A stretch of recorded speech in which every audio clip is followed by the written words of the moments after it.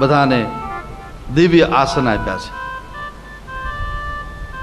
સ્વાગત કર્યું છે, સન્માન કર્યું છે. બ્રહ્માજી, વિષ્ણુ ભગવાન, મહાદેવ જાનને ઉતારો મળી ગયા ને પછી મંડપ જોવા ગયા. જાનૈયા ઉતાવળા બહુ, વરરાજા કરતા જાનૈયાને બહુ ઉતાવળ. તમે જોજો, જાનમાં જવાનું હોય ને હરખ જ એવો હોય.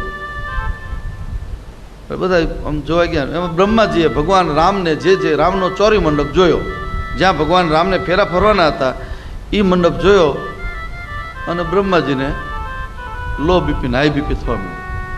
આ કોને બનાવ્યું? આ કોણ કારીગર? આ ઇન્ફ્રાસ્ટ્રક્ચર કોને ઊભું કર્યું? આ કોણ છે? આખા જગતનો મોટામાં મોટો આર્કિટેક્ટ એન્જિનિયર તો હું છું, અમારી કરતા મોટો કોણ? આટલો સુંદર. વિષ્ણુ ભગવાને કીધું, બ્રહ્માજી શાંતિ રાખો, આપણે લગ્ન માણવા આવ્યા છીએ, તમે ઉતાવળા થાવ, બાવરા થાવ. નહીં, મને કહો આ કોણે બનાવ્યું? આ મારી રચના કેમ ક્યાંય દેખાતી નથી? બોલે તમારી રચના આમાં ન દેખાય. વિષ્ણુ ભગવાન પાસે, વિષ્ણુ ભગવાન કે તમારી રચના આમાં ન દેખાય, આપણા પપ્પાના લગ્ન છે. પેલી વાર્તા તમે સાંભળી છે ને? એક પતિ પત્ની ઘરે રહેતા હતા એકલા, નાનો એક દીકરો એનો, અને પતિ તો ટિફિન લઈને બિચારો કામે જતો રહ્યો.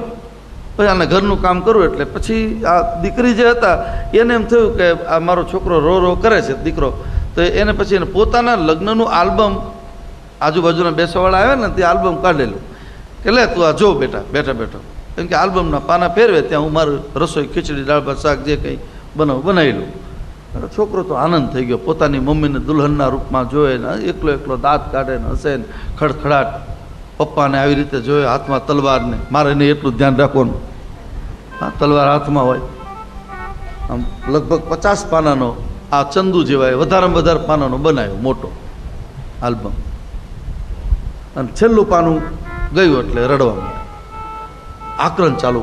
પેલી એની મમ્મી આવી, શું કામ તું રડે છે બેટા? તું જો ને. તો કે હું, મને જોવાનો વાંધો નથી, આમાં કાકાના ફોટા છે, દાદાના છે, દાદીમાના છે, મોટી મમ્મીના છે, નાની મમ્મીના છે, તારા છે, મારા પપ્પા. મારો ફોટો કેમ નહીં લ્યો? તો એને કેમ સમજાવે કે અમારા લગ્નનો આલ્બમ છે બેટા, તારો ફોટો ન હોય, તારા દાદાનો ન હોય. એમ બ્રહ્માજીને વિષ્ણુ ભગવાને કીધું કે આપણા પપ્પાના લગ્ન છે, આમાં આપણી રચના ન હોય, આ તો મારા ઠાકોરજીના લગ્ન છે. અતિશય આનંદ થયો છે.